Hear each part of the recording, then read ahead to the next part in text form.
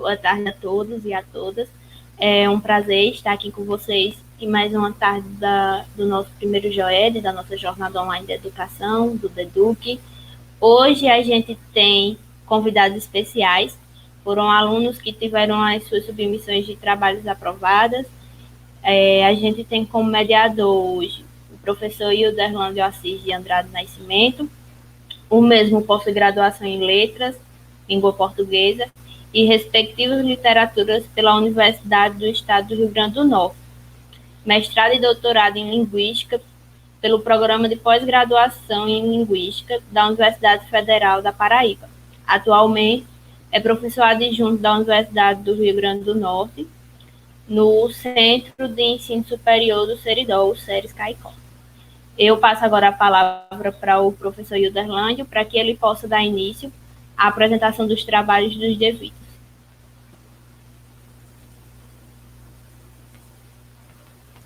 Olá, professor, boa tarde.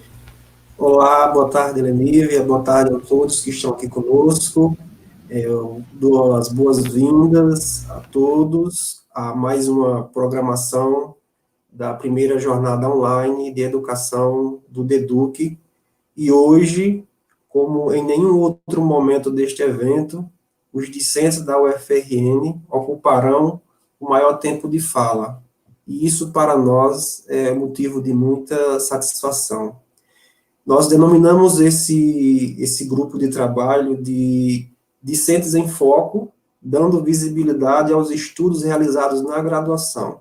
Porque, de fato, a graduação é um momento de vivências, de experiências na prática de ensino, de pesquisa e de extensão. E é pensando exatamente a importância de compartilharmos, de divulgarmos esses estudos, essas pesquisas, esse conhecimento que é produzido na graduação, que nós propomos, então, este grupo de discussão e de apresentação de trabalhos. Então, alunos que desejaram compartilhar, apresentar, divulgar os seus projetos de TCC ou algum estudo realizado na iniciação científica, programas de PIBID, projetos de extensão, residência pedagógica, enfim, aqueles trabalhos que foram frutos de alguma atividade realizada na graduação. Então, esse espaço posta para esse objetivo. Nós tivemos alguns trabalhos enviados, submetidos, e 7 trabalhos foram aprovados para essa apresentação. E nós organizamos os trabalhos em 2 blocos, ou 2 linhas, considerando aproximações temáticas, linhas de estudo, aproximações teóricas, e essas 2 linhas vão concentrar, então, esses 7 trabalhos que foram aprovados. Nós tivemos um primeiro trabalho, nós tivemos trabalhos que foram, em sua maioria, frutos de projeto de extensão e também de PIBID. Então, para nós, é um fator que merece ser destacado aqui. Eu passo, então, a apresentar, pelo menos, os títulos iniciais de cada trabalho, antes de repassar a palavra para os autores fazerem suas exposições. Nós tivemos, então, um trabalho educoambiental, proposta de projeto em prática docente. No segundo trabalho, práticas docentes compartilhadas, relato de estudantes do curso de licenciatura em Geografia da Universidade Federal do Rio Grande do Norte. No terceiro trabalho, a prática docente em ação, relato de experiência na Secretaria de Meio Ambiente e Urbanismo de Extremóis, RN. Em quarto trabalho, e álcool em gel, a influência da Covid-19 na cesta básica de Caicó. Então, esses 4 trabalhos, eles concentram esse primeiro bloco de apresentação. No segundo bloco de apresentação, reúne os seguintes trabalhos: a variação linguística e o ensino de língua materna, questões e reflexões elucidadas através do PIBID, e um outro trabalho, educação e cultura, influência afro nas civilizações hispano-americanas. Também tivemos um outro trabalho, PIBID na prática, relato de experiência na Escola Municipal Severina Ernestina Abigail.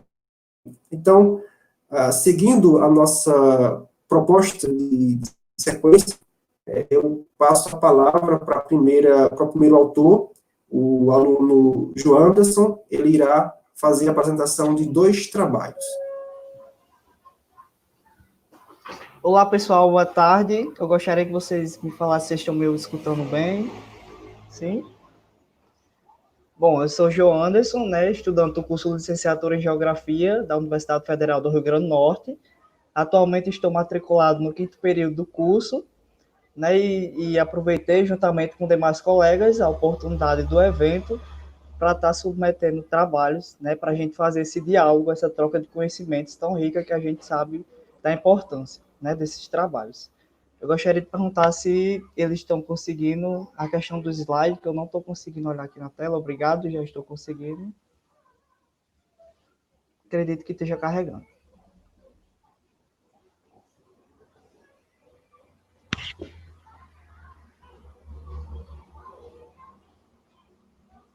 Bom, então, a minha proposta de trabalho, né, foi intitulada A Prática Docente em Ação, Relato de Experiência na Secretaria de Meio Ambiente e Urbanismo de Extremóis.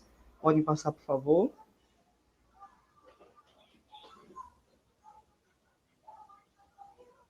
Bom, e para a gente iniciar nossa conversa, né, eu trago justamente a importância dos programas de estágios durante a formação dos discentes, principalmente no curso de graduação. A gente sabe que momentos como esse, ele proporciona enriquecimento tanto acadêmico quanto profissional dos alunos, além de integrar conhecimentos teóricos e práticos que a gente tanto estuda em sala de aula e que muitas vezes a gente quer colocar em prática, mas a falta de oportunidade muitas vezes é grande.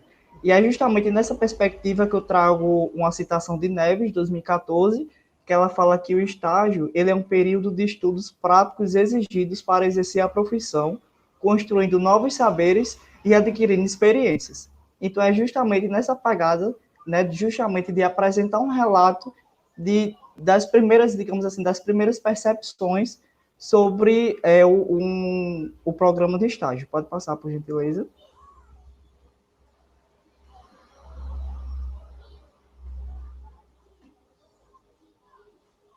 Bom, então eu trouxe aqui alguns caminhos docentes, né, que eu já venho trilhado ao longo desde o início da minha graduação.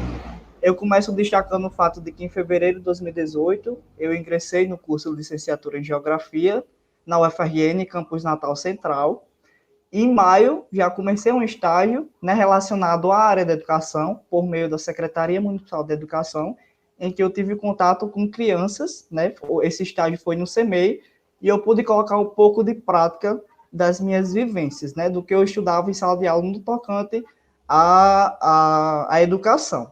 Pois bem, em julho de 2019, né, eu encerrei esse estágio, cerca de 1 ano e 3 meses, justamente porque eu senti a necessidade de aplicar um pouco da área do meu curso, né, da geografia. Por mais que seja um estágio relacionado à educação, mas só que durante o da Secretaria Municipal de Educação, né, eram com alunos pequenos, então eu senti essa necessidade de aplicar um pouco mais da minha área de geografia, né, da licenciatura em geografia. E aí, no mesmo mês, em julho de 2019, eu iniciei um estágio na Secretaria de Meio Ambiente e Urbanismo de Extremóis, pelo qual até hoje estou exercendo o cargo, né, no caso estou exercendo o estágio. E aí, também como um caminho docente trilhado meu, eu trago o fato de que em março de 2019 eu fui aprovado, né, no processo de seleção da residência pedagógica da UFRN. E aí, infelizmente, em detrimento da pandemia, o processo seletivo está parado, mas estou esperançoso para voltar. Certamente será um momento de agregação de conhecimento. Pode passar, por gentileza.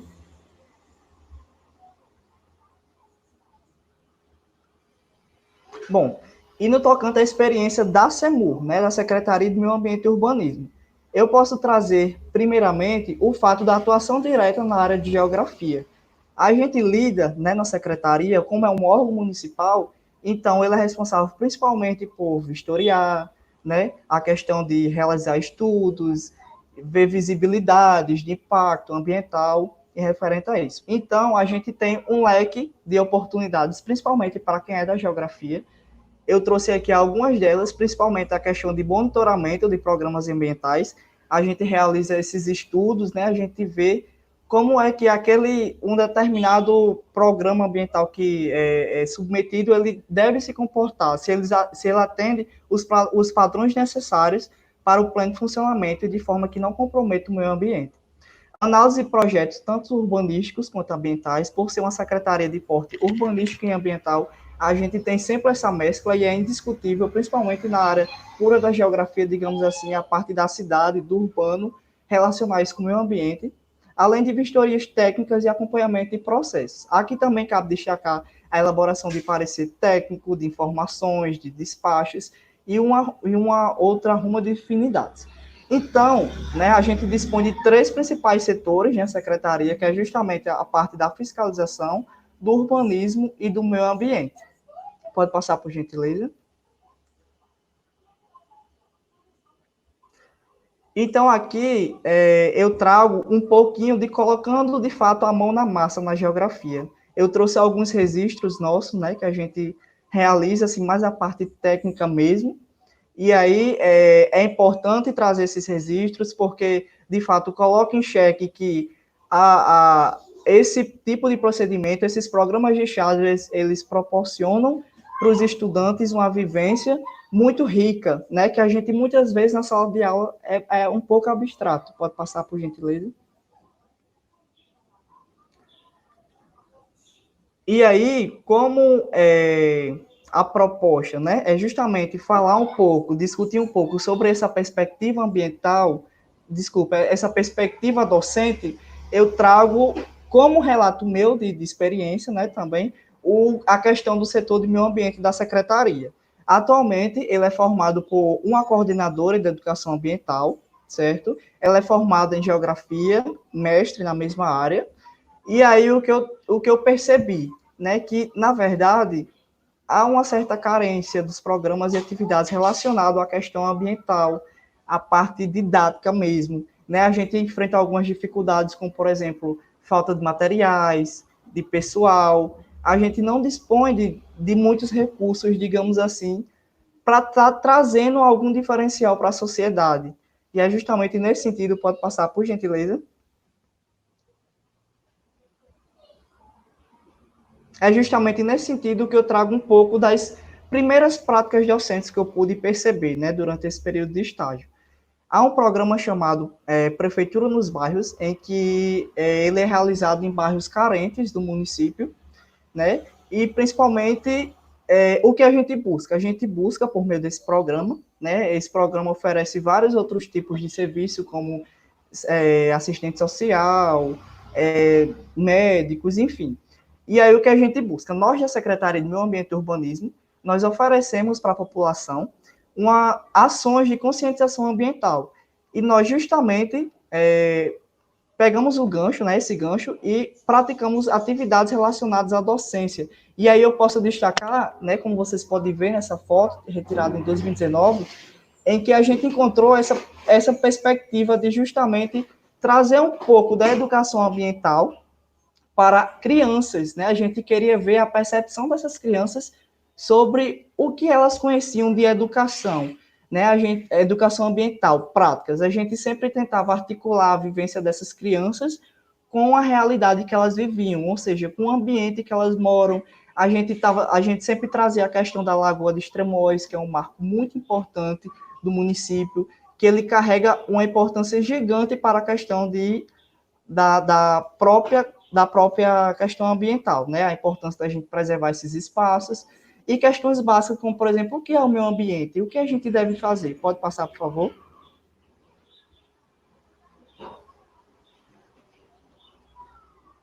Então, os primeiros resultados, né, digamos assim, eu intitulei de primeiros resultados, mas que na verdade são percepções mesmo, é justamente essa aproximação com a prática docente, né, que eu estou tendo o prazer de estar vivenciando na secretaria, além do aperfeiçoamento profissional, né, que a gente sabe que sempre que a gente realiza atividades novas, ações novas, a gente está fazendo esse tipo de lapidação, né, na nossa formação.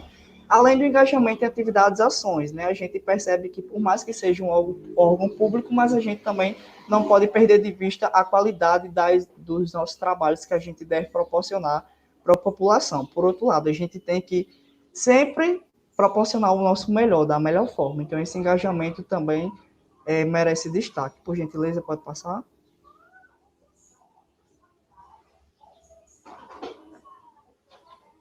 E, para não concluir, né, eu trago uma frase de Magalhães, de 2009, né, uma tese de doutorado que, na verdade, eu li, assim, me apaixonei muito, né, quando eu estava lendo essa tese, porque ela é extremamente direta e retrata muito daquilo que eu estou vivendo, né, que ela diz que vê o estágio como integrante na minha bagagem, não como um souvenir, mas como algo importante para acomodar as peças frágeis que carrego hoje. E não poderia também de trazer uma frase do Nelson Mandela, né, que diz que a educação é a arma mais poderosa que você pode usar para mudar o mundo. Pode passar, por gentileza?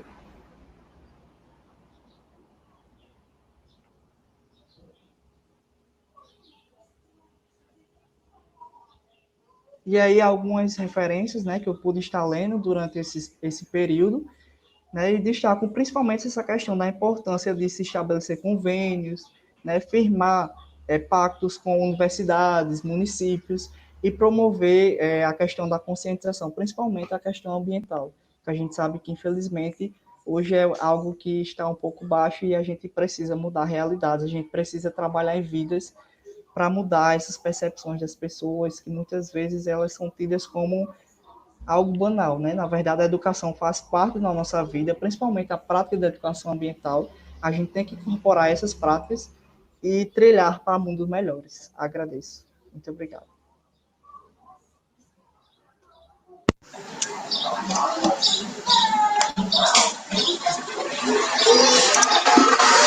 Muito bem, eu agradeço, Joana.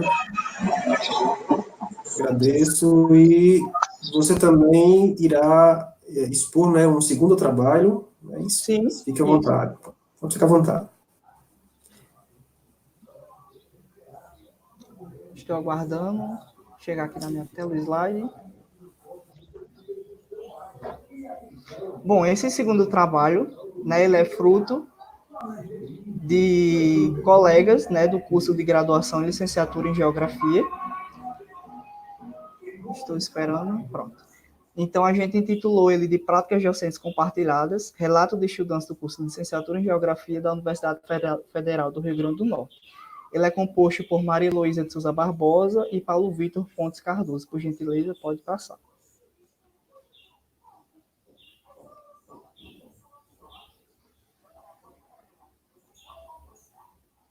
Bom, então, no que se refere a notas introdutórias, a gente traz o fato de que a vivência de práticas educativas durante o momento de formação são imprescindíveis, né? A gente sabe que a intercomunicação e a integração de conhecimentos e experiências, elas promovem e elas são capazes de fazer com que estudantes, né, eles levantem reflexões sobre a prática que estão desenvolvendo e o momento, né, principalmente formador, né? Já que, ao passo que engloba diferentes vivências, né? Esse trabalho justamente tem esse diferencial. A gente tentou reunir relatos, de fato, e trazer essa compreensão, né? A gente fazer esse levantamento de como nossas práticas, elas se complementam, digamos assim. Pode passar, por gentileza?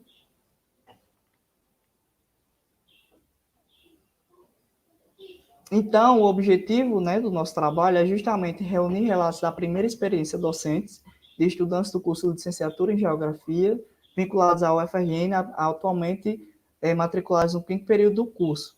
E dessa forma, a gente tentar responder a seguinte pergunta: como será que nossas experiências se aproximam? E de que forma elas se distanciam? Pode passar, por gentileza?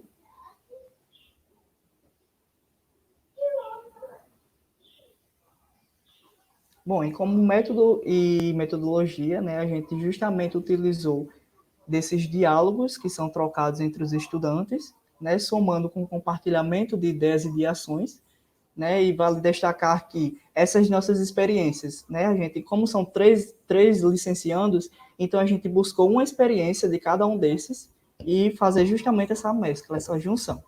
Então, a gente tem a experiência docência da licencianda em Geografia Maria Luísa de Souza Barbosa, né? Ela teve a experiência, teve a oportunidade de ser monitora da disciplina Formação Econômica e Territorial do Brasil, uma experiência docência minha, né, de João Anderson Fernandes, na disciplina intitulada Geologia Geral e Geografia Física do Brasil, e uma experiência docência vivenciada por Paulo Vitor Pontes Cardoso, né, que ele atuou no cursinho preparatório para o Enem.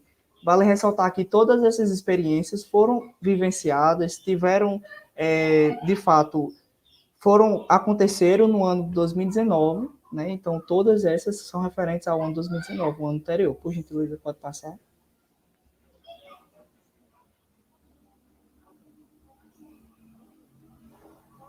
Bom, e como primeira experiência, a gente traz as percepções da licencianda Maria Heloísa, né, que foi justamente na disciplina Formação Econômica e Territorial do Brasil.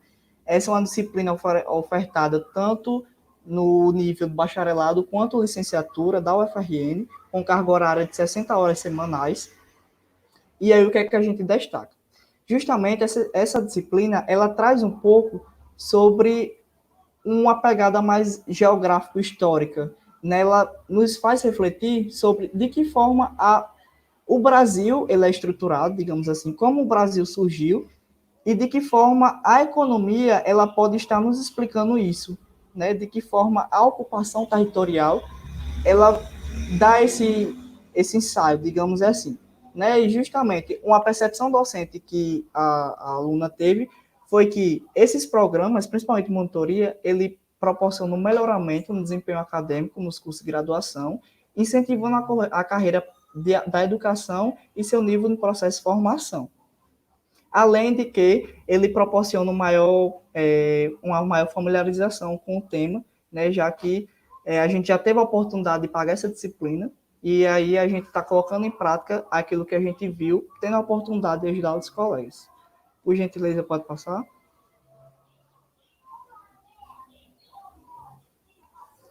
A experiência no cursinho preparatório para o Enem, né? O que é que o nosso colega ele traz como experiência? Justamente o fato de que, muitas vezes, no cursinho preparatório para o Enem, a gente tem que trazer práticas diferenciadas, né? Já que ali o foco dos estudantes é uma prova de vestibular. E aí o desafio acaba se tornando, né, justamente essa questão de aproximar as explicações, fazer com que os alunos se interessem e tirem da cabeça deles aquela dicotomia de que a geografia é uma disciplina chata, uma decoreba. Na verdade, a gente estabelece muitas reflexões dentro da ciência geográfica. Por meio dela, a gente consegue permitir que a gente quebre barreiras de fato, né? Que a gente reflita sobre nossas práticas. A geografia ela é muito rica nesse sentido. Ela nos proporciona pensar sobre nós, sobre a sociedade em que estamos inseridos, e trazer isso para um aluno que está se preparando para entrar no Enem, que muitas vezes só tem na cabeça cálculo, que não consegue entender, e que ele precisa quebrar essa dicotomia, que ele não vai para a aula de geografia porque vai para a aula de cálculo, enfim, a questão de redação, né? Então, é justamente, a gente traz uma citação de Libânio, que o ensino torna-se efetivado quando existe a simulação do conhecimento. Ou seja, o aluno, né, quando a gente está falando da geografia, principalmente no contexto de cursinho, ele precisa assimilar esses conhecimentos, para que na hora de sua avaliação, na hora de sua prova, ele consiga, sim, fazer uma boa prova, mas que ele consiga refletir sobre o que está ali, né, principalmente trazendo essa importância da ciência geográfica. Então, principalmente um público formado por jovens, né, a gente sabe que hoje em dia muitos jovens têm o sonho de entrar na universidade, né, é um sonho. E aí ele destaca também essa questão, né, do público majoritariamente jovem, a questão da linguagem, né? Por gentileza, pode passar?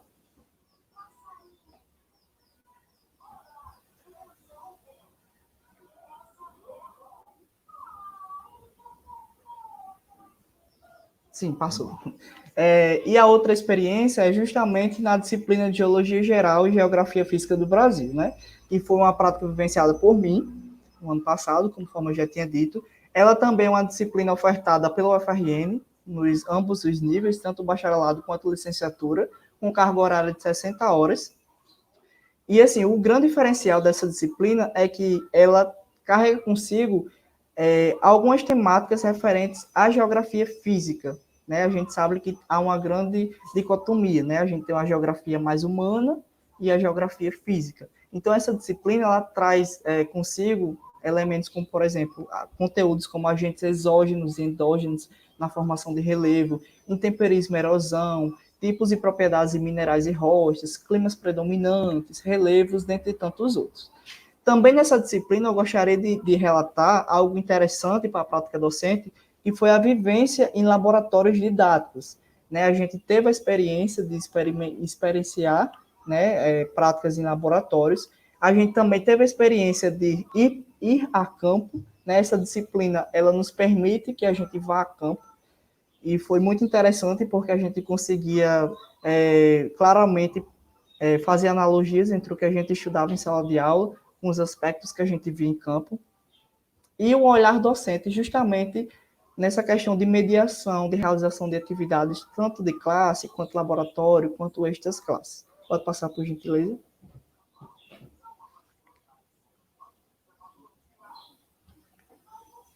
E aí a gente tenta responder aquela questão que a gente propôs lá no início, não é verdade? Justamente de que forma as nossas experiências se distanciam e de que forma as mesmas se aproximam. Então, como aproximação, a gente pode destacar o fato de que as nossas experiências, ela busca estratégias docentes para que a gente esteja em sala de aula atuando. A atuação, ela é coletiva. Em nenhum momento, a gente, enquanto estudantes, a gente se reteu. A gente sempre gostava de contar experiências que a gente teve, a gente compartilhava, olha, hoje foi assim, assim, que massa, ó, você poderia fazer dessa outra forma. Enfim, a questão do compartilhamento mesmo de ideias e ações.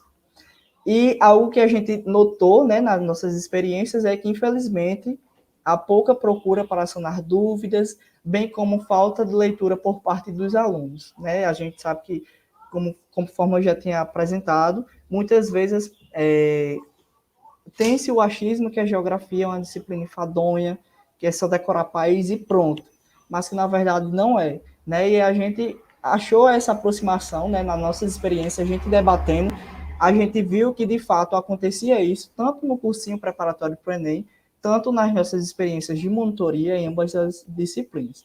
E como distanciamento dessas práticas, a gente de fato tem dois projetos de monitoria com, entre aspas, espíritos diferentes. Né? A gente tem a disciplina de Formação Econômica e Territorial do Brasil, que ela tem esse caráter mais humano, né? Que ela traz uma reflexão mais crítica, mais humana, e a parte mais prática, que foi a disciplina de Geologia Geral, que tem uma pegada mais geografia humana, né? Que permite ali o contato com o laboratório e com o meio.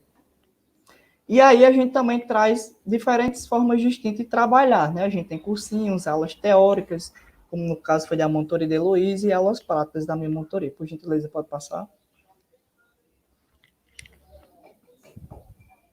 E como considerações finais, a gente traz justamente a importância dessas vivências para a formação pessoal e profissional de nós, futuros professores. Né? A gente sabe que oportunidades como essas, essa questão de compartilhar nossas experiências, de ver como é que elas se aproximam, de repente estar ajudando um outro colega, de repente estar incorporando para a nossa prática docente futuras ações. Né? Então, a gente vê essas oportunidades, diferentes experiências, né? No mesmo leque, digamos assim, que é por meio da ciência geográfica, além do crescimento múltiplo, né? Incentivando a nossa carreira de professores, e cada turma é una. Né? Na verdade, a gente sabe que não tem como, a gente pode até seguir o mesmo inscrito, digamos assim, mas que a forma de trabalhar numa turma é diferente de outra. E aí a gente, logo nos primeiros períodos da graduação, a gente já teve essa percepção, a gente já teve esse toque. E aí, para encerrar, a gente selecionou essa frase de Silva Mano, 2018, né, que ele disse que o gosto e a curiosidade pelas ciências me levaram a interessar-me pela educação. Quando estudante, gostava de ajudar os colegas a compreender melhor o que eu compreendia. Ensiná-los era uma forma de passar-lhes a paixão que eu possuía. Havia uma sensação boa quando alguém finalmente entendia um conceito novo ou uma questão difícil. Foi assim que a docência entrou na minha vida e está entrando nas nossas vidas, eu tenho certeza. Agradeço muito a oportunidade, né, do primeiro DEDUC, eu acredito que experiências como essas são muito bem-vindas, né? A gente está trazendo a questão da ciência geográfica para um evento, né, que fala sobre educação, e a gente, enquanto futuros, pode passar, por gentileza, era só essa referência no final. Mas a gente, enquanto futuros professores, a gente vê essa importância de estar compartilhando experiências e fazer um relato múltiplo, enfim. Muito obrigado a todos.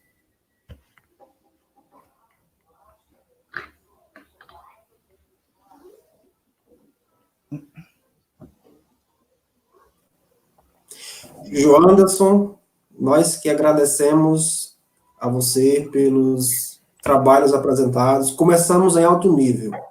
Você vai ver nos comentários aí que há muitos elogios à tua apresentação e aos trabalhos. Realmente, muito legais mesmo as tuas experiências e os conhecimentos que você trouxe aqui esta tarde. E para continuar em alto nível, nós vamos ouvir a aluna Deilane, que pelo título do trabalho dela, muito instigante, Arroz, Feijão e Álcool em Gel, a influência da Covid-19 na cesta básica de Caicó. Estou curioso para ouvir sobre esse trabalho e quem irá expô-lo essa tarde será a aluna Deilane. Bom, vamos lá. Espero que todos estejam bem e que vocês estejam me ouvindo. Primeiramente, boa tarde.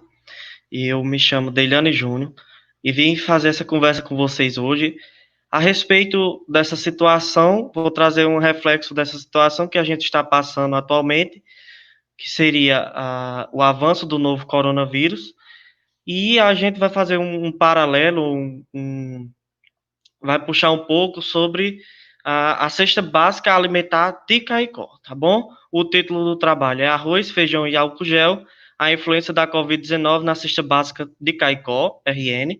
Eu fiz esse trabalho junto com a colega Monaísa, nós somos do curso de Ciências Contábeis, da UFRN, e somos orientandos da professora Luziana Queiroz, do departamento do curso. Pode avançar.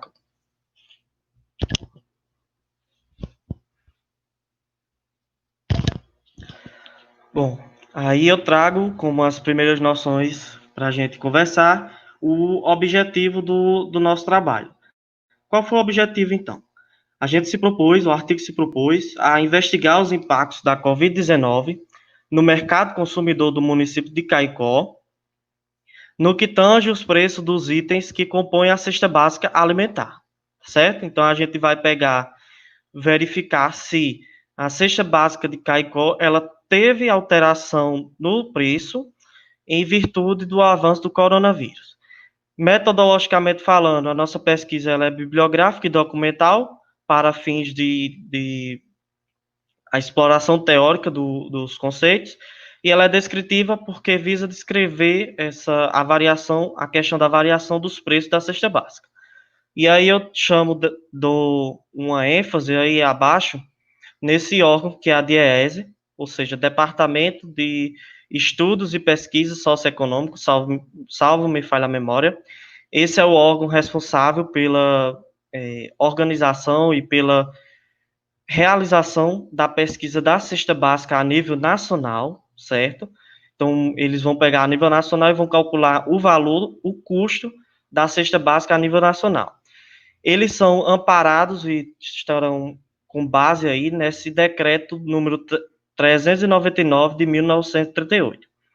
Uma informação que eu preciso colocar aí é a respeito da cesta. Vocês devem estar se perguntando, então, o que é cesta básica segundo esse decreto? E segundo essa pesquisa da DIEESE? A cesta básica é um rol composto por 13 itens alimentícios essenciais, que são em quantidades suficientes para nutrir uma família de 4 pessoas, no caso, um pai, uma mãe e 2 filhos de menores, tá bom? Pode avançar um pouco. A nível local, quem realiza essa pesquisa é o grupo que eu faço parte, é o grupo do Programa de Educação Tutorial, o grupo PET, Comunidade Urbana Seridó. Não sei se você já ouviu falar desse grupo.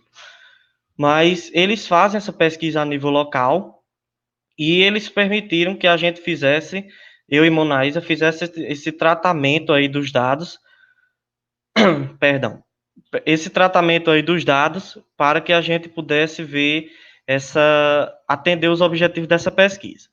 Vou chamar a atenção a alguns detalhes dessa planilha que eu coloquei aí, com relação primeiro ao período de realização desse tratamento dos dados, que foi de dezembro de 2019, desde quando surgiu os primeiros casos de incidência ou de notificação do coronavírus lá na China, na cidade chinesa, até abril de 2020. Como eu disse, é o custo da cesta básica em Caicó, então o grupo PET, eu não sei se está dando para vocês visualizarem bem, mas aí a gente traz 5 supermercados da cidade de Caicó: Santa Rita, Paulino, Liguizarbe, Pare e Compre e Rede Seridó, certo? E nessas primeiras colunas, eu trago a cesta básica mensal. A gente pode apurar que na cesta básica mensal, nesse período em que o coronavírus ele vem avançando vertiginosamente, a gente tem que o preço da cesta básica ele vem o quê? Aumentando, tá certo?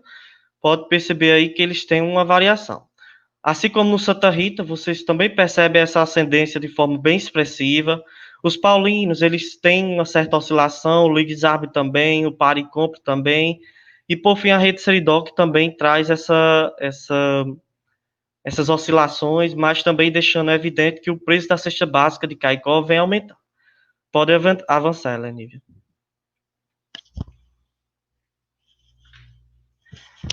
Pronto. Como contribuições finais, vou ter que me policiar um pouco para que a gente tenha uma conversa agradável dentro dos 10 minutos que me foram propostos. Eu trago quais foram os fatores ou o que motivou essa variação dos preços da cesta básica de Caicó que a gente acompanhou na planilha passada, na tela passada. A gente percebeu que fatores como aumento da demanda, ou seja, a procura está sendo maior nesse período, a procura por bens industrializados, por bens perecíveis. Aí eu chamo a atenção ao título desse trabalho. Eu coloquei arroz, feijão e álcool gel, embora o álcool gel ele não faça parte de um produto essencial da cesta básica definida pela DIEESE definida pelo Decreto-Lei lá em 1938, o álcool gel não faz parte. Porém, já existem alguns teóricos que atestam que esse produto está sendo bastante utilizado, bastante recorrente, bastante demandado nesse período de pandemia, justamente devido que a sua natureza médica, vamos dizer assim, não sei nem se é essa palavra correta, mas a sua capacidade de prevenir-se, contra esse coronavírus. E isso a gente vê que o aumento da demanda também é importante elencar, porque, de acordo com a lei da oferta e da procura, quanto maior a demanda, maior o preço, certo? E, nesse caso dessa pesquisa, maior o preço da cesta básica de Caicó. Há também a baixa oferta de itens, então, quando tem a quarentena de comércio e serviços, a gente começa a perceber que os produtos eles estão sendo cada vez pouco ofertados, ou seja, estão poucos disponibilizados para que os consumidores comprem, em virtude de fatores como deslocamento, os caminhões não estão conseguindo fazer esse translado de um estado para o outro, levando produtos. E a gente também apontou aí o confinamento de produtos, que não deixa de ser ligado à demanda. O quê? Confinamento você demandar, é você procurar um produto e guardá-lo, ou seja, comprar em excesso só para você. Outro sim, a gente apontou que casos de calamidade, e aí foi preciso, eu sou estudante de contábeis, mas foi preciso eu estudar uma dissertação e uma tese de história de alguns historiadores sobre o período da gripe espanhola de 1919. Nesse mesmo momento, nesse período, que estava em calamidade pública o país, a gente também percebeu, os autores afirmaram, que teve sim alteração de preço de produtos das cestas básicas, tá certo? Produtos naquela época como o limão, a carne, chegaram a ter aumentos vertiginosos. Estou falando da crise da calamidade sanitária de 1919. Parece que a cena, a história se repete nos dias atuais, tá certo? Contribuições. Há uma exploração de um tema relevante para o meio acadêmico e para a sociedade. Então, não quero dizer que a pesquisa ou essa produção se encerra aqui. Existem vários outros fatores, como, por exemplo, o clima, a inflação, a questão do reajuste do salário, que também podem corresponder ao aumento do preço da cesta básica, tá certo? Se o povo está ganhando mais, é lógico que os preços tendem a acompanhar o poder aquisitivo da população. Deixa eu ver o que é que eu tenho que comentar mais sobre isso. Sim, vamos avançar.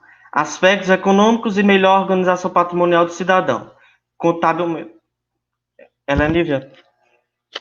Volte à apresentação que eu não encerrei, não, por favor, por gentileza.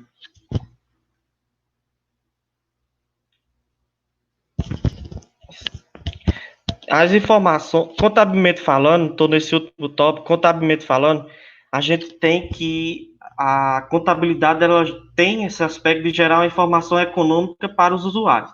E esse trabalho, não muito diferente, ele traz sim uma informação econômica, porque a gente pode perceber que por exemplo, quanto percentual da sua renda ou da renda de um trabalhador adulto que ganha um salário mínimo vigente, 1.045, está sendo destinado apenas para produtos alimentícios essenciais. Nesse caso, a gente pôde afirmar e pôde comprovar que são aproximadamente 30% do salário mínimo de um trabalhador adulto está destinado só para itens alimentícios essenciais. Mas, além disso, ele tem o que tanto? Ele tem transporte, ele tem gastos com produtos higiênicos e etc. E tal. Isso permite o quê? Uma melhor organização patrimonial do cidadão, como eu coloquei aí. Pronto, pode avançar. Eu quero deixar meus agradecimentos pela minha contribuição aqui e transmitir aí as minhas informações de contato para que, se caso vocês tenham alguma dúvida sobre o projeto, ou sobre a pesquisa, por exemplo, sobre a pesquisa da DIEESE, entendeu? Vocês podem entrar em contato para que a gente faça essa interlocução. Obrigado.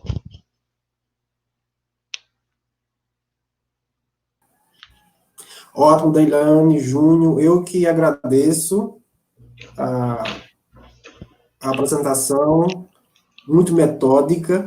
Eu vejo que você traz dados aí muito atuais e pertinentes para os nossos dias, para entender um pouco a própria economia de Caicó. É uma pesquisa muito atual, eu diria.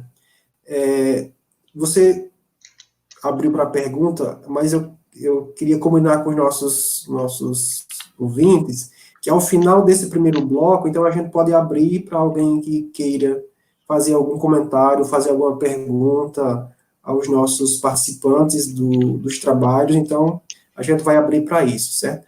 Para fechar essa primeira unidade, esse primeiro bloco, nós temos o trabalho Educoambiental, proposta de projeto em prática docente, que será apresentado pela aluna Rafaela.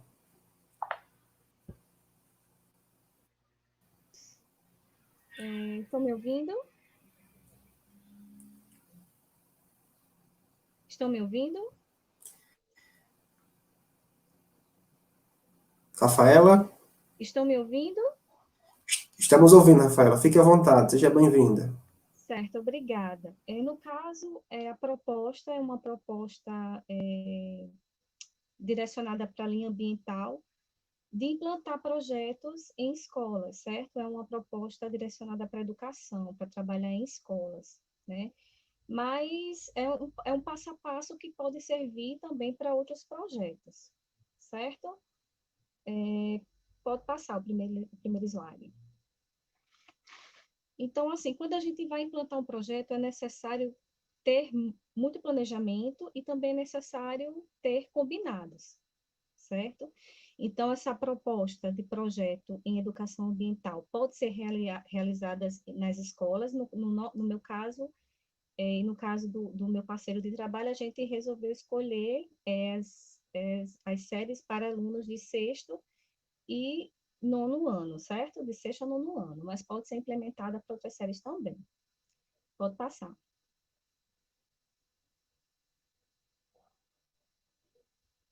Pode passar.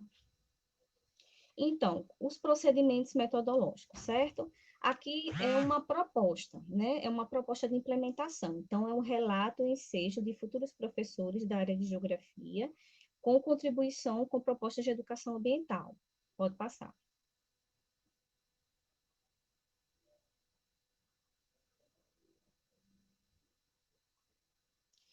Então, para o embasamento teórico dessa proposta, a gente resolveu trazer 3 textos, artigos importantes, certo? O primeiro é Educação, que muda vidas, da autora Kalai, certo? Publicado em 2019.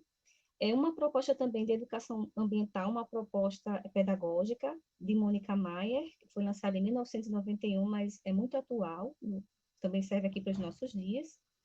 E Educar pela Pesquisa, de Pedro Demo, que é sociólogo, pesquisador, não é da área de geografia, mas contribui muito para a nossa área, para a área de geografia, para a área de educação de forma geral, certo? Pode passar.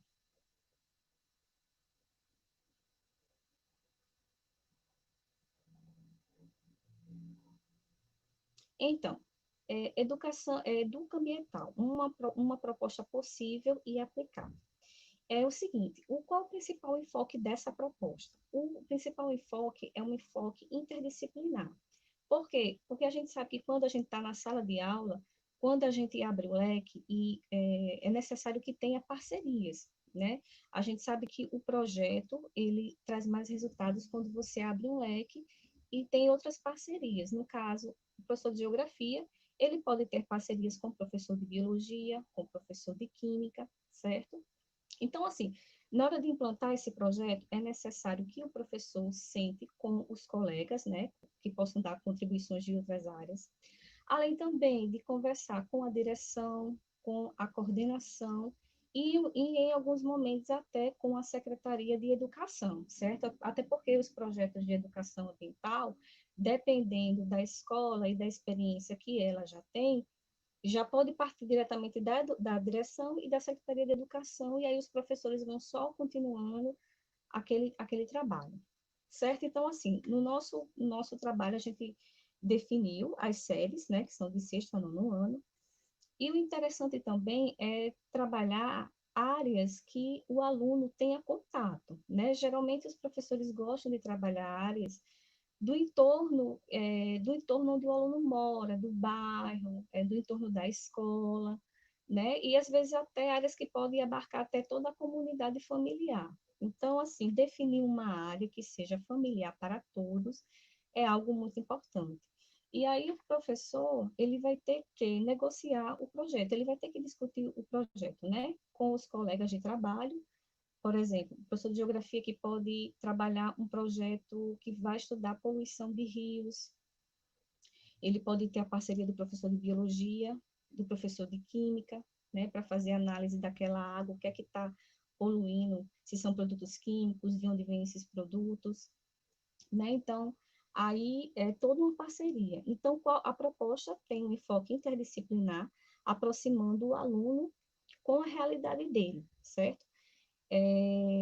Com a realidade que o cerca, aprendendo a fazer uma leitura do ambiente. No caso, o aluno, ele vai começar a analisar coisas próximo dele, né? Próximo dele. Aí já fica mais fácil, mais na frente, ele poder fazer análises de áreas mais distantes. Nada impede que o professor queira trabalhar com ele áreas mais distantes, mas desde que seja proveitoso para o aluno e que seja interessante para ele também. Pode passar.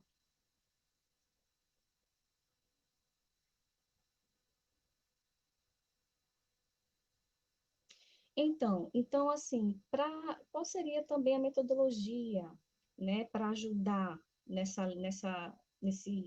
na implantação desse projeto, né, na escola em educação ambiental?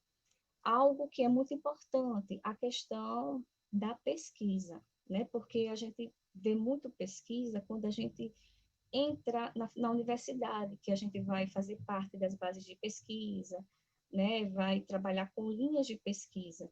Mas quando a gente decide também trabalhar a pesquisa na sala de aula, que é possível, que para muitos é uma ideia extravagante, né? Trabalhar com pesquisa na sala de aula e na realidade não é uma ideia extravagante, ela é totalmente possível. Isso vai abrir possibilidades de aprendizagem para os alunos, certo? No momento que, por exemplo, o professor de geografia vai fazer o estudo, como eu já falei, né, das águas de rios próximos, e aí o aluno ele vai ter que ter aquele trabalho de visitar a área, de fazer as suas análises, de fazer as suas observações. Ele vai construir esse conhecimento, né, um passo a passo para ele construir esse conhecimento. Então, por que que a pesquisa ela é importante na implantação de um projeto de educação ambiental, não só no projeto de educação ambiental, mas qualquer outro projeto? No caso, porque também a pesquisa ela pode ser um valor que o professor pode agregar ao seu dia a dia, certo? A pesquisa ela pode ser algo que o professor pode agregar ao dia a dia dele. E aí, no caso, mais à frente, eu vou falar de Pedro Demo, que ele é justamente um estudioso que a gente escolheu, né, para esse trabalho justamente por causa disso, porque ele que vem com essa inovação da pesquisa dentro da sala de aula. Pode passar.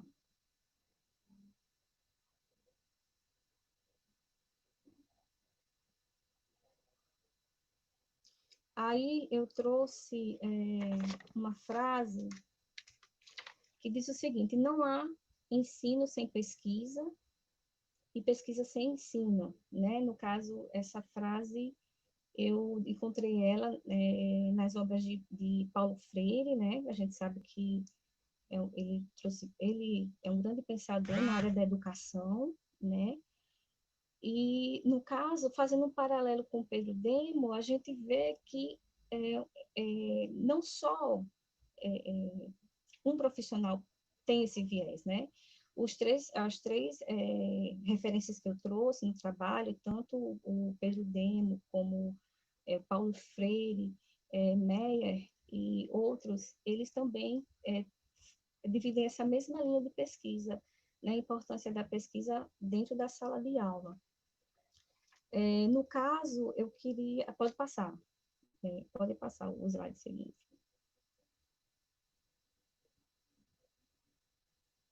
Eu trouxe algumas referências, né, de Helena Calai, Mônica Meyer e Pedro Demo. Na realidade, todos esses três profissionais tiveram experiências, todos são professores universitários. Eu acho que o Pedro Demo já deve ter se aposentado, mas todos eles trazem suas experiências em sala de aula. A importância de se desenvolver projetos nas escolas, né, e também de ter as parcerias.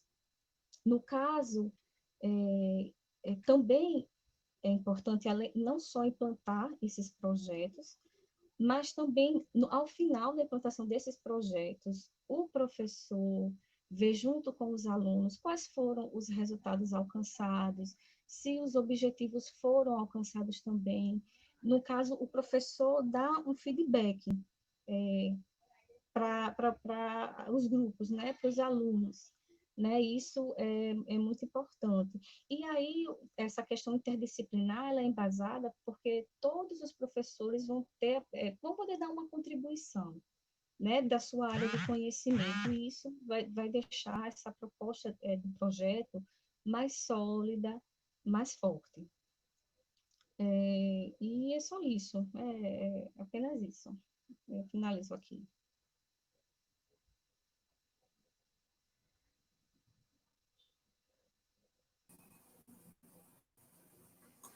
Ótimo, Rafaela. Nós agradecemos pela apresentação, pela bela apresentação. Você vai ver que há aqui vários elogios ao teu trabalho e à sua exposição. Parabéns mesmo. Fecha muito bem, em alto nível, essa primeira parte de apresentações. Eu queria pedir a Heleniva, se for possível, colocar os três autores aqui em tela para a gente abrir para o público, que alguém que se quiser fazer alguma pergunta, tirar alguma dúvida com algum autor de algum trabalho, né, eu acho que a gente pode fazer isso e logo após passaremos para para o segundo grupo que irá também fazer a sua apresentação. Então, esse é o momento, você que está conosco nesta tarde, que quer fazer alguma pergunta aos autores que estão aqui disponíveis para tirar alguma dúvida, acrescentar alguma informação, vamos dedicar esse tempinho a isso.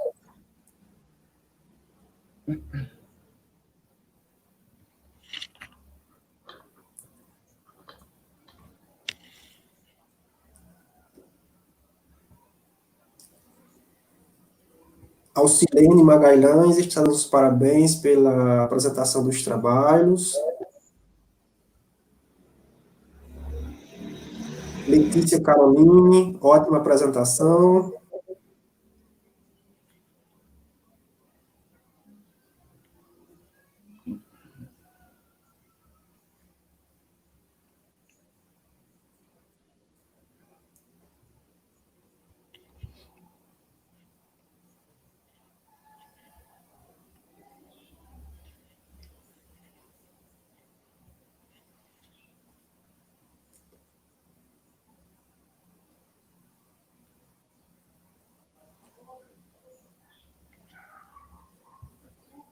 Messias Leal, ótima apresentação, obrigado, Messias.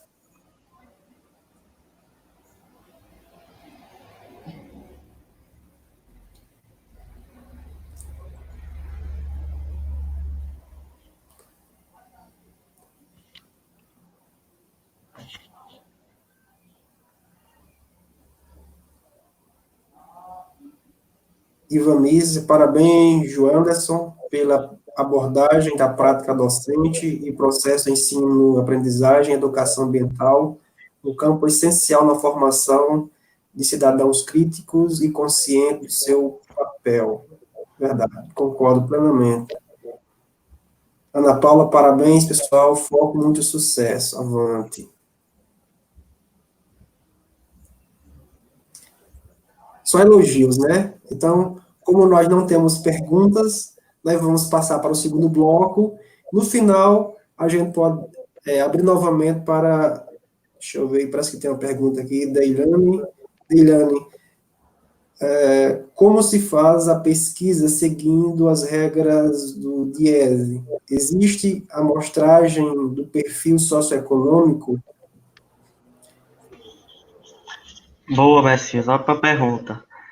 Vamos lá. Vou tentar responder aqui, embora eu não tenha entendido muito bem o que você tinha querido, o que você estava querendo dizer, quase não saía a palavra, com essa intenção de perfil socioeconômico, tá certo?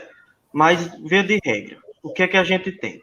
A DIEESE, ela é um órgão do governo federal e ela faz a coleta de preços de 13 itens, certo? Feita essa coleta do preço de 13 itens, ela multiplica pela uma quantidade X suficiente para nutrir uma família, como eu falei lá na minha apresentação, uma família de 4 pessoas durante um mês. Isso é o valor, somando tudo isso, dá uma colunazinha lá, o total, o saldo vai ser o valor da cesta básica daquela cidade, aqueles foco que você está estudando, tá certo? Então, são 13 itens, por exemplo, o leite. O leite, ele está de R$2. Então, a gente multiplica pela quantidade de 6 litros, que é um valor, esse numerário, ele é definido pela aquele decreto que eu apresentei. Então, R$2 vezes 6 dá em torno de R$12 a questão do leite, mas lembrando que são 13 itens. Então, somando tudo isso, vai lá dar o numerário que você deseja. Então, a nível do PET, falar um pouquinho do PET, a gente tem essa mesma pesquisa feita nos 5 supermercados aqui da cidade de Caicó, A gente utiliza planilhas eletrônicas, o Google Sheets, como vocês conhecem, e faz a tabulação. O aluno X vai ao supermercado, coleta o preço de determinado produto e vai pontuando, vai sinalizando e numerando lá na planilha. Quando fim desse processo, depois, isso demanda em torno de 15 dias, é geralmente feito na primeira quinzena do mês. Quando termina isso, o professor Almir Miranda, que é o tutor do nosso grupo PET, ele faz todo o tratamento dos dados, faz toda a avaliação estatística, para que na segunda quinzena do mês, ainda fala no mês, a gente possa divulgar esses dados para a imprensa, tá bom? Espero que tenha auxiliado aí a sua pergunta.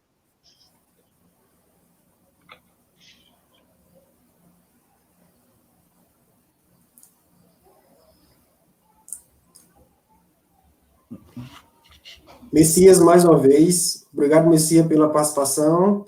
Ele faz agora uma pergunta direcionada a João Anderson. Sua pesquisa em extremose é muito boa. Poderia existir a possibilidade de executá-la na Grande Natal? Bom, Messias, te agradeço, né, sua participação.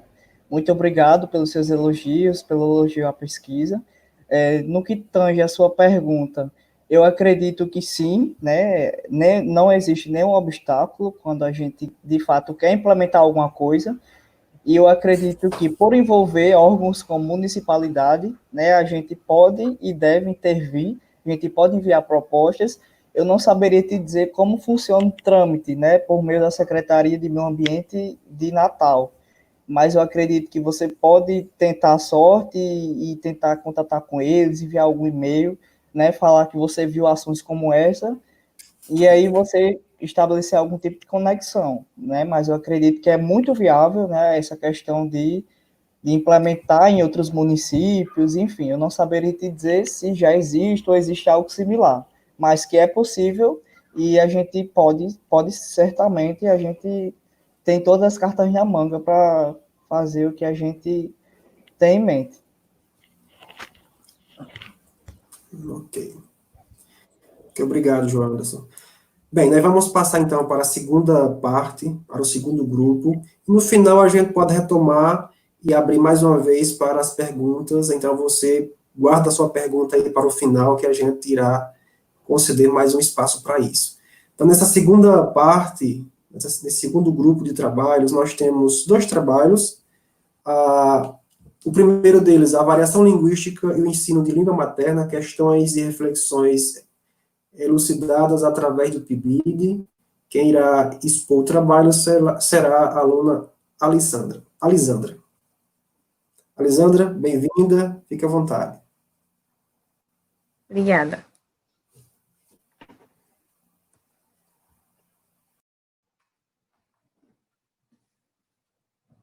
Então, pessoal, boa tarde. Meu nome é Alessandra Viana Fonseca.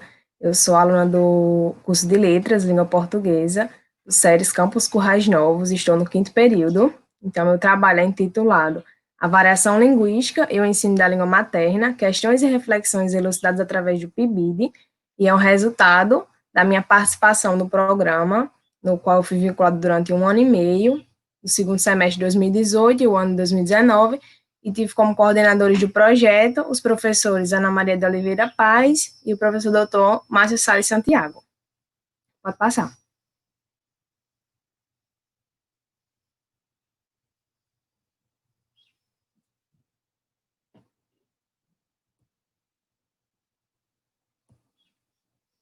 Então, como objetivo dessa presente comunicação vai ser evidenciar algumas das ações exitosas desenvolvidas em sala de aula através do Programa Institucional de Bolsas de Iniciação à Docência, sob o projeto Letras Língua Portuguesa da UFRN Campus de Currais Novos. Pode passar.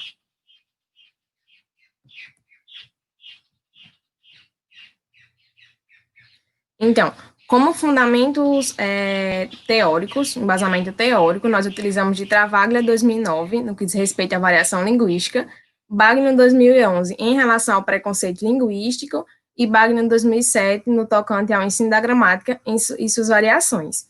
Então, para elucidar esse embasamento teórico, eu trouxe uma citação de Travaglia, no qual ele diz, não há porquê, ao realizar as atividades de ensino-aprendizagem da língua materna, insistir no trabalho apenas com uma das variedades, a norma culta, uma vez que em diferentes tipos de situação tem-se ou deve-se usar a língua de modos variados. Então, essa questão da variação linguística sempre foi muito debatido em sala de aula da universidade. E quando fomos escolher, né, os coordenadores foram escolher a temática no qual nós trabalharíamos em nossas intervenções, foi algo no qual foi levado em consideração esse fato de a língua, nas aulas de língua portuguesa, não haver em seus usos reais, ser mais essa questão, assim, da gramática normativa mesmo, decoração de regras e etc. Pode passar.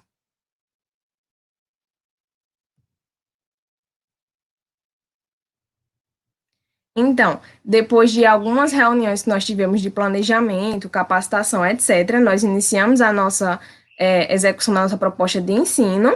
Eu fui bolsista numa turma de 8º ano, de Escola Pública Municipal em Currais Novos, a turma era composta por 17 alunos, e nós iniciamos diagnosticando nesses alunos os seus conhecimentos ou não acerca dessa temática. E após isso, nós percebemos que eles não conheciam acerca da variação linguística, ou pouco conheciam, não estudavam isso em sala de aula, e a partir disso nós procuramos, sempre que possível, relacionar esse conteúdo compartilhado, né, em sala de aula com algo da vida cotidiana desses alunos, para que a aprendizagem fosse mais significativa. Então, a gente buscou sempre fazer aulas dinâmicas, através de filmes, músicas, memes, jogos didáticos, dentre diversos outros. Pode passar.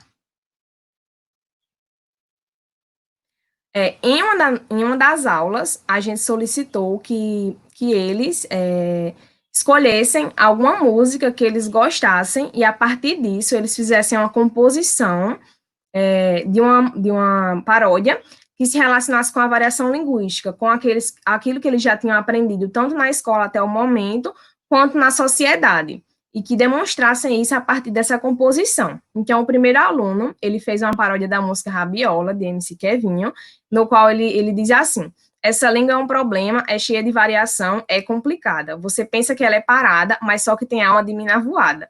E também é válido ressaltar que essa é a primeira versão da paródia, antes da reescrita. E a segunda, no caso, do outro aluno, fez a paródia da música Só Quer Vral, de MCMM, e ele diz: essa língua variadinha só quer mudar. Lá na escola, normativa. Lá vem mudando aí, mas para as novinhas da favela, elas não falam assim.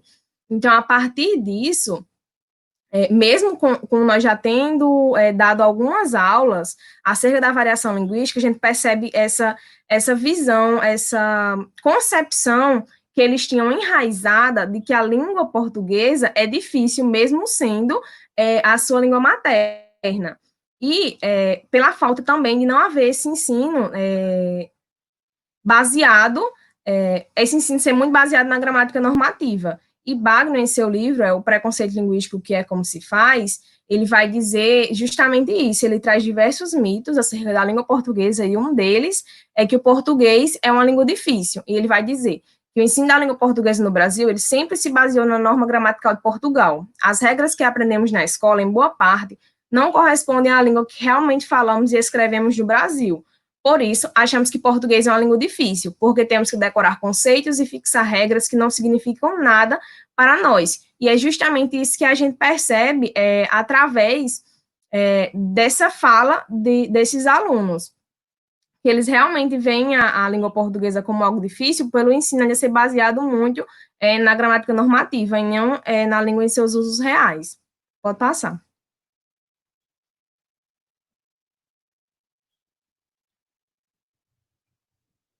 Além disso, outra temática que a gente buscou trabalhar foi o preconceito linguístico, principalmente no tocante aos moradores da zona rural, que normalmente há uma visão muito estereotipada em relação a essas pessoas do interior, da zona rural, etc.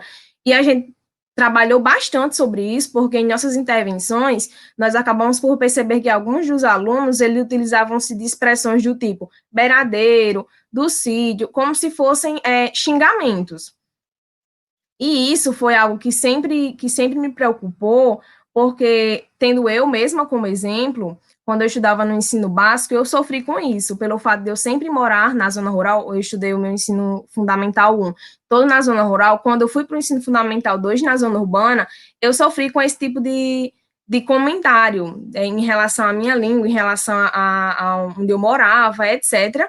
Então, foi algo que eu pensei, bom, já que eu vou trabalhar, quando eu descobri que a gente trabalharemos a variação linguística, eu pensei, vamos dar bastante ênfase no preconceito linguístico para, de certa forma, amenizar, suavizar isso, porque foi uma questão, assim, que sempre me deixou preocupada com esse trabalho, e a gente focou bastante nisso, para que, nem que se fosse minimamente, a gente conseguisse amenizar essa situação em nossa sala de aula.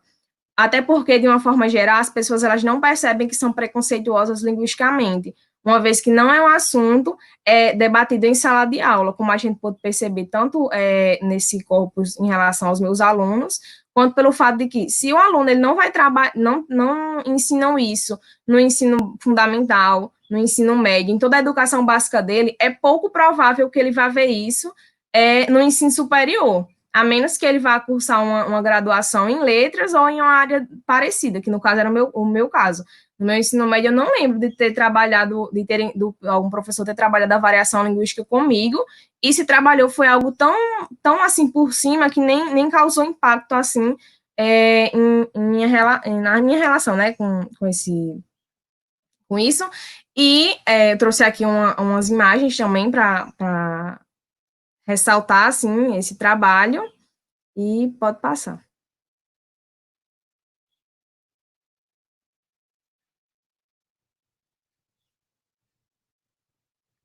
E, diante do exposto, né, das considerações tecidas até aqui, nós destacamos, então, essa necessidade de um trabalho contínuo com a variação linguística em sala de aula, ou seja, não somente um projeto de ensino, como foi no meu caso, 1 ano e meio, e se encerrou por ali. Não, que não haja esse ensino quebrado, de tipo, ensinar e parou, mas em todos os anos da educação básica, para que esses estereótipos que a gente citou anteriormente, da língua difícil, do preconceito linguístico, eles sejam amenizados desde o contexto escolar e se ampliem para a sociedade no geral. E era isso. Próximo slide, as referências, e desde já eu agradeço a oportunidade de destacar, de explanar esse meu trabalho, e era isso. Obrigada.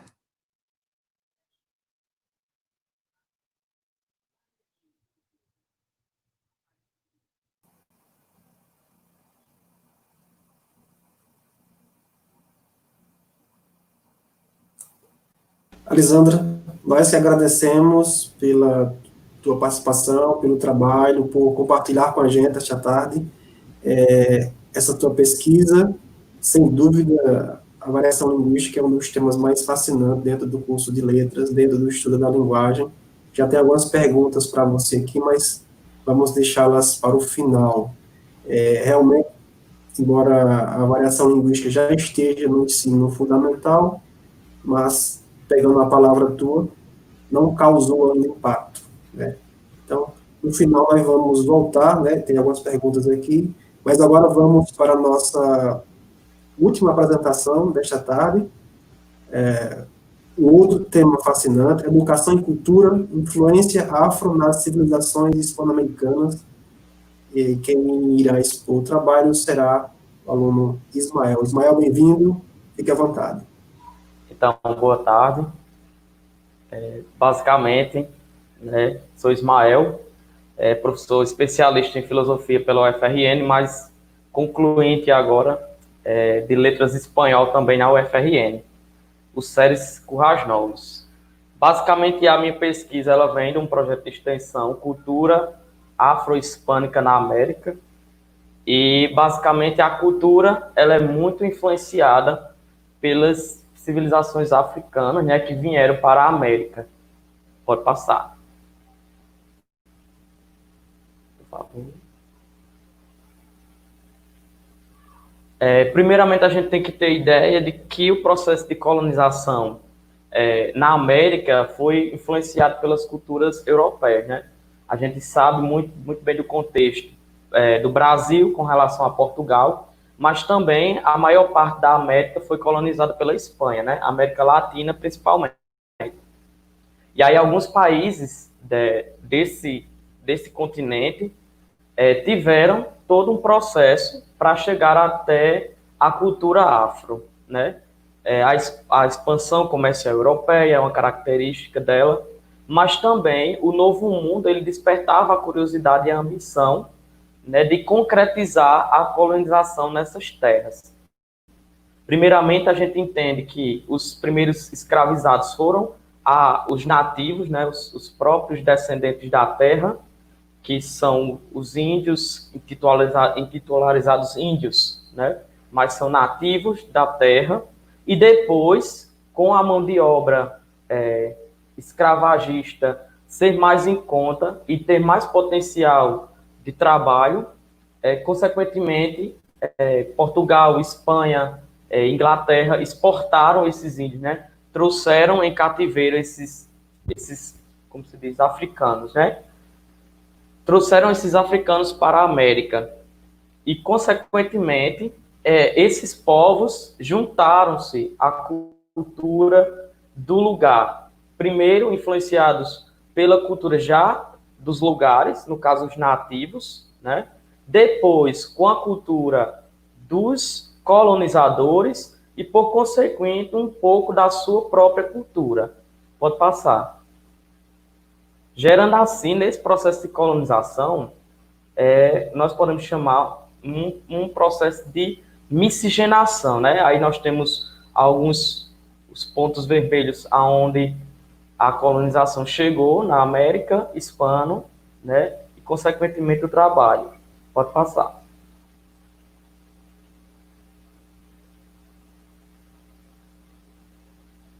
Então, temos em seguida, né, a questão da escravidão na América, primeiro liderado pelo espanhol Hernán Cortés, com a ação militar, que subjugaram o Império Azteca, controlado por Moctezuma, que já era um império formado com a civilização, uma educação própria, né, já tinha todo um processo civilizatório já estruturado. Então, Hernán Cortés, ele entra nesse processo e expande o território espanhol até o final da América do Sul, né? Portugal também já estava em processo de expansão no território brasileiro, né? E, consequentemente, com o aval da bula papal para o tráfico negreiro, esse processo de escravidão entrou nas Américas, né? Inclusive na América Espanhola. A gente tem um estudo, né, da Universidade de Emory, em Atlanta, que atingiu o total de 4,8 milhões de escravizados, né, que foram trazidos para a América em navios negreiros, né? Isso só na América Espanhola, né? Ela perde um pouco para o Brasil, que superou isso com esses 4 milhões. Mas na Espanha, na América Espanhola, eles chegaram a 1 milhão, perdão, viu? A Espanha totalizou 1,5 milhão de escravizados. O Brasil foi bem mais, foi 4 milhões, né? 4 milhões,8. Pode passar.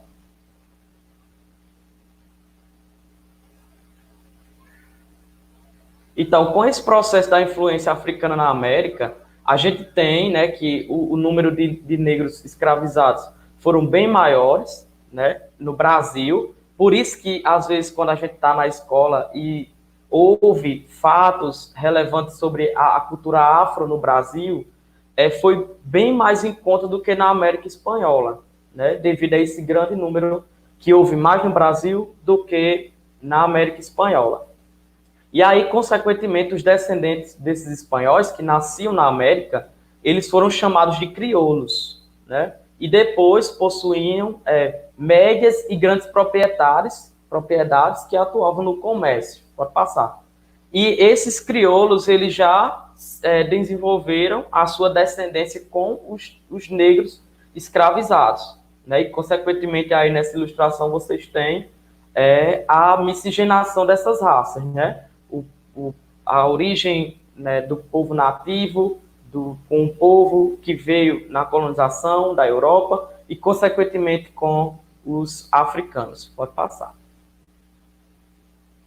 E nesse processo de miscigenação, a gente pode dizer que houve o entrelace, né, de cultura, música e culinária, né? E nesses redutos, que a gente vai chamar os maiores centros de escravos, é onde vai surgir os primeiros indícios de revoltas sociais, né? Os maiores redutos eram Cuba, por causa dos engenhos de açúcar, né? O Caribe, a América Central e o norte da América do Sul, o sudoeste também, interior de Minas Gerais, trazendo um pouco aqui para o Brasil. E os senhores, eles permitiam que os escravos tivessem locais próprios para plantio, visando a sua subsistência, desde que isso não atrapalhasse suas atividades rotineiras com fins lucrativos.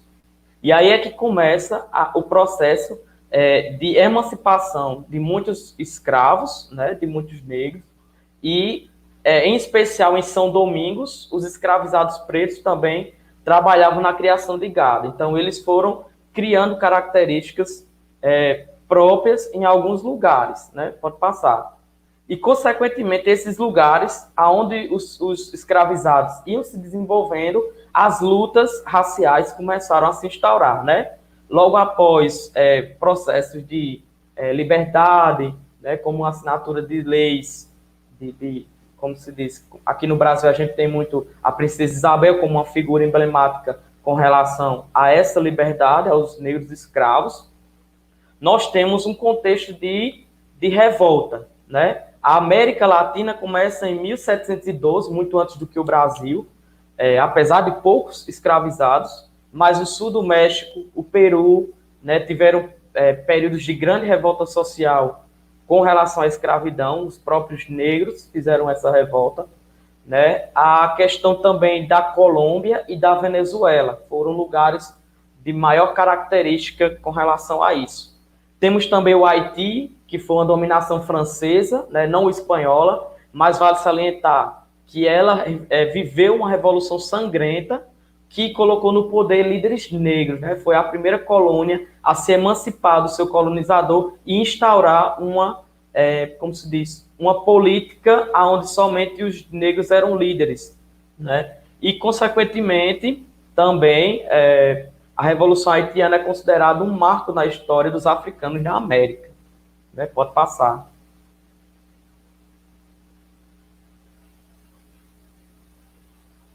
E nesse contexto de revoltas e lutas por direitos é que nós entramos, né, na cultura afro na América Latina. Nós temos, como eu disse no início, a miscigenação favoreceu a cultura, a música, a culinária. Em especial, eu trouxe nesse projeto de pesquisa alguns países específicos como Cuba, Uruguai e Argentina, né, que países ligados fortemente pelos laços africanos de seus descendentes. Pode passar.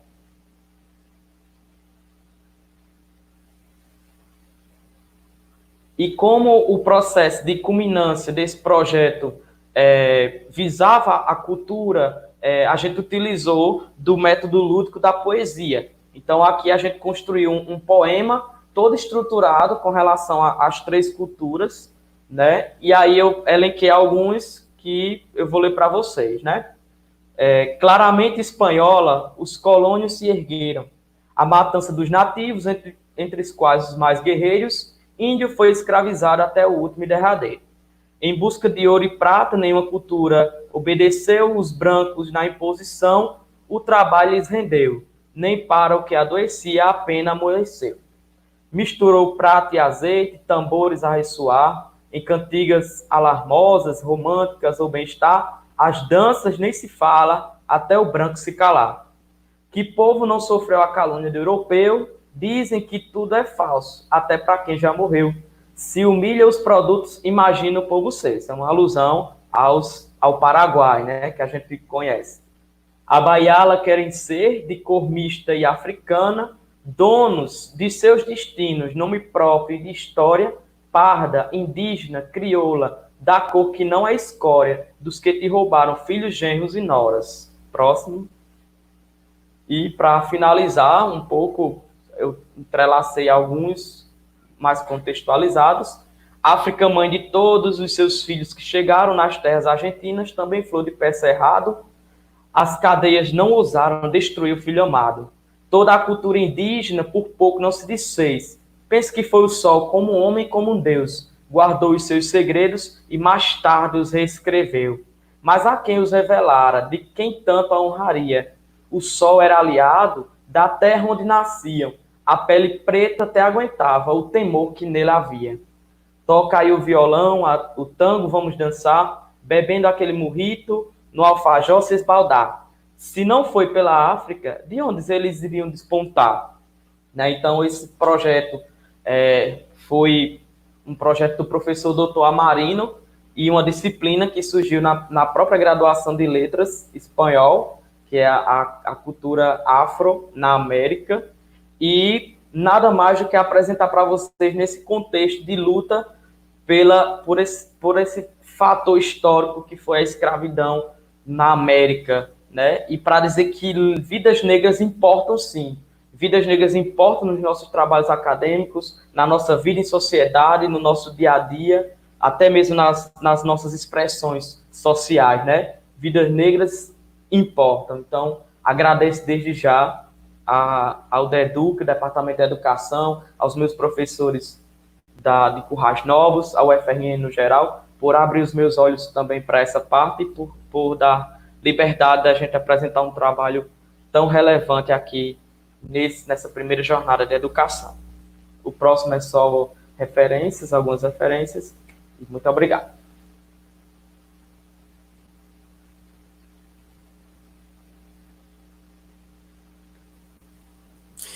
Ismael, meu caro, a gente não poderia finalizar essas apresentações da melhor forma. Realmente nós agradecemos por nos brindar com essa bela apresentação, trazendo um conteúdo tão importante, que outros olhos sejam abertos para esse assunto, certo? Eu pediria a Elenívia para colocar todos os autores em tela, eu acho que a gente pode fazer isso, e então, já caminhando para o final desse grupo de apresentação, e vendo aqui algumas perguntas que já chegaram, né, para os autores.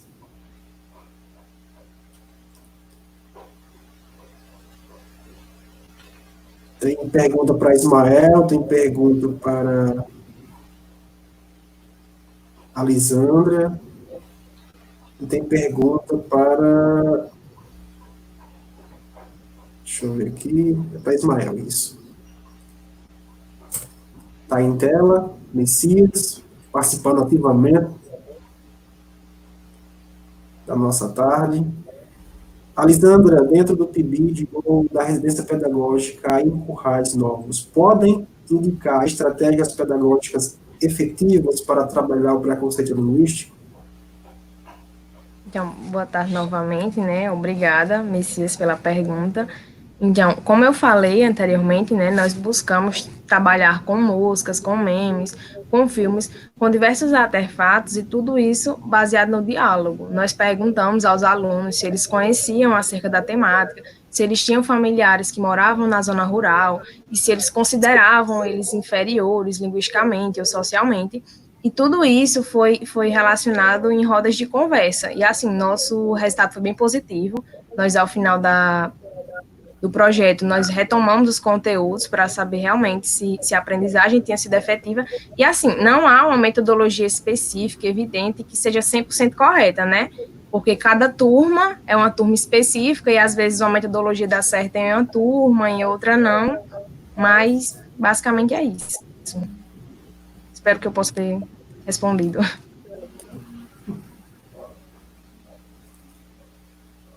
Para Ismael Pereira, em sua opinião, quais recursos metodológicos você poderia nos indicar para trabalhar essa influência afro, para trabalhar essa influência afro na Hispanoamérica, algo assim? Porventura sugere alguma oficina ou praxis? Então, basicamente, as metodologias, o recurso que a gente usou mesmo foi uma pesquisa acerca desse contexto histórico da África e a sua interferência da Espanha na América, né? E, consequentemente, os recursos que posteriormente a gente conseguiu fazer com que isso, esse projeto é para justamente conhecer como se deu esse processo. E aí a leitura, mas também a produção a partir de uma reflexão, né? Os alunos foram convidados, nós alunos, a refletir sobre o que a gente conseguiu entender desse processo de escravidão na América espanhola, né? Então a gente também outros recursos são películas, são filmes, né, que a gente pode ter, apesar de serem poucos, porque como a gente vive no contexto mais, como se diz, de Portugal, a escravidão de Portugal no Brasil, se deixa muito passar essa história da escravidão da Espanha na América Latina, né? Consequentemente, eu diria que oficinas seria bem proveitosas, tanto no português quanto no espanhol, né? Porque a gente são nossos vizinhos, a maioria dos países, e eles sofreram a influência, né, dos escravizados. Oficinas ou praxis, reflexões na própria universidade e além da universidade. Eu acho que seria muito proveitoso, tendo em vista que a gente vive nos Estados Unidos um processo de eclosão desse movimento por vidas negras importam, né? Seria bem proveitoso nesse período também a gente trazer que não só os Estados Unidos, mas Brasil, América Latina, todos sofremos da influência afro no nosso sangue, na nossa cultura, né? Isso. Só complementando a pergunta dele, ele fez outra pergunta, aí pediu sugestões de leitura sobre o tema. Isso, então, como eu disse a vocês, esse processo de pesquisa ele é muito cauteloso e muito difícil, porque na própria universidade é muito difícil a gente conseguir uma disciplina, por exemplo, essa disciplina que foi ofertada pelo professor Amarino, ela é optativa. Então, nós optamos por pagar uma disciplina que fala de África e Espanha. Então, se você não tem a curiosidade para saber que movimentos a África trouxe e que interculturalidades ela trouxe para a América Espanhola, nós não sairemos da universidade com um teor crítico reflexivo sobre isso. Então, as leituras também elas são muito minuciosas e são poucos aqueles que escrevem essa relação de África e Espanha. Mas eu tenho para você algumas ideias de livros que são nativos, ou seja, os próprios nativos escreveram sobre essa cultura, como Cecília Valdes, Cirilo Vilaverde, também é um teórico dessa região mais da América Latina, do Sul, Chile, Peru, eles são mais dessa região. Também eu tenho com o Miguel Bernard e também obras de autores colombianos, como Maria de Jorge Isaac e outros autores. Então, você fazendo uma pesquisa é bem mais proveitoso do que te dizer diretamente, porque são muito difíceis autores conhecidos, digamos assim, né? Autores famosos por escrever sobre a questão da África na Espanha. O professor doutor Amarino, ele é doutor nessa área, justamente porque ele é de Salvador, na Bahia, né, de Feira de Santana, e ele veio para a nossa UFRN e viu que existia algo muito difícil de lidar, que era essa questão da hispano-africanidade, né? E aí ele fez o seu doutorado nessa área e ele é um excelente professor para lidar com isso. Qualquer coisa, a gente pode disponibilizar o e-mail, ele é bem aberto a isso, ao conhecimento de alguém que queira se aprofundar. Ele é bem aberto e a gente está aí para ajudar, certo? A disseminar essa cultura, né? Ok, ótimo, muito obrigado. Alguém aqui, entre os autores, quer fazer algum comentário final? Nós já estamos caminhando para o término dessas apresentações. Eu gostaria de abrir para vocês que querem, digamos assim, fazer as considerações finais para a gente fechar esse momento.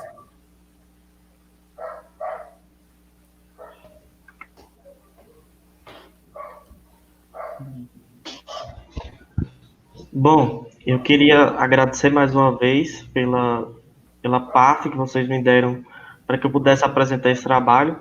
como o colega Ismael colocou aí, esse é um momento muito bem visto, muito bem visualizado, é um momento em que os alunos de fato estão demonstrando as suas experiências.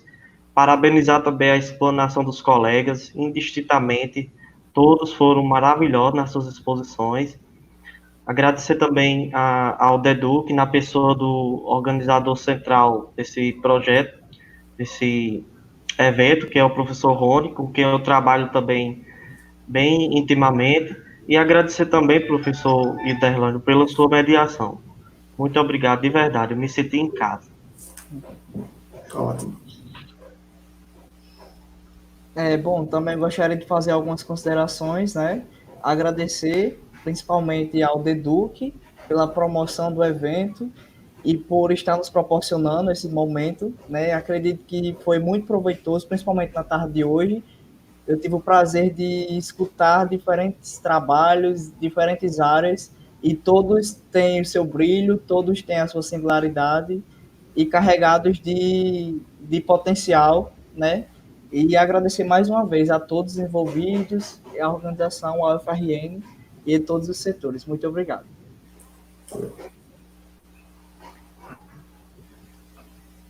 Então, eu também faço das palavras dos colegas as minhas. Fiquei muito feliz em participar, apresentar um trabalho em outra forma, né, remotamente, nunca tinha apresentado e foi uma experiência muito, muito proveitosa. E foi isso, obrigada a todos os organizadores do evento.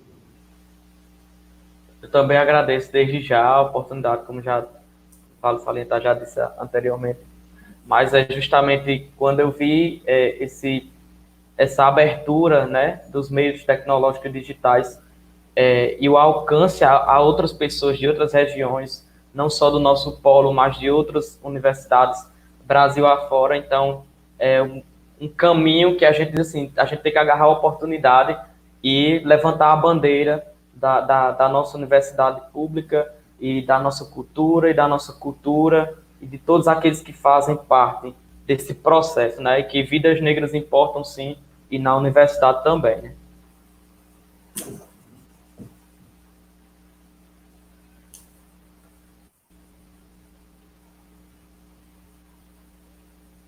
Rafaela?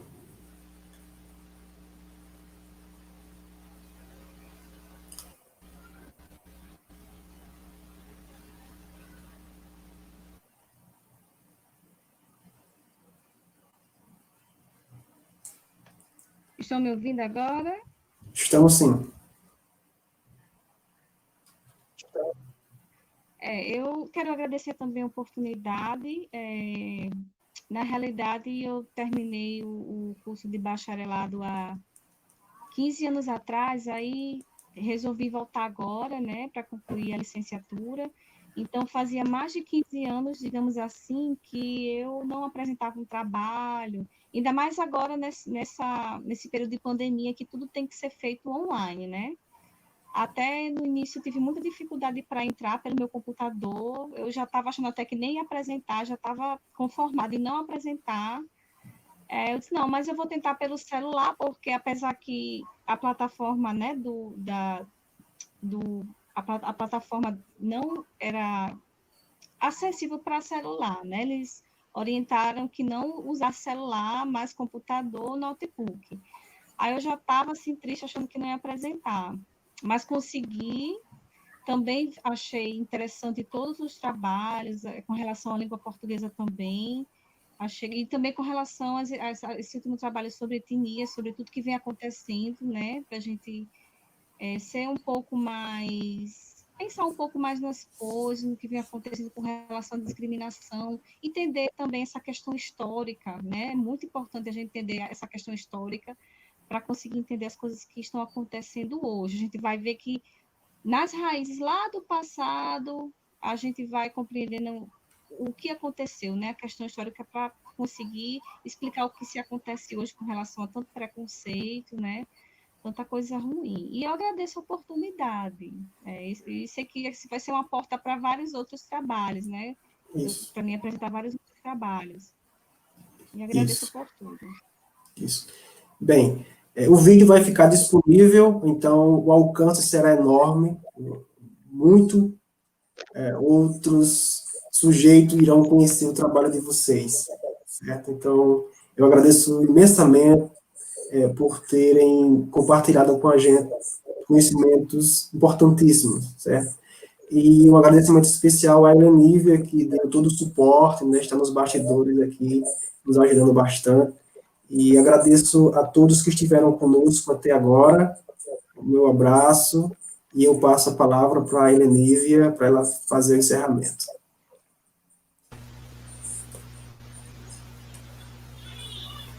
Boa tarde a todos, mais uma vez. Eu que agradeço a todos vocês, foram belíssimos trabalhos, uma explanação ótima. E é isso.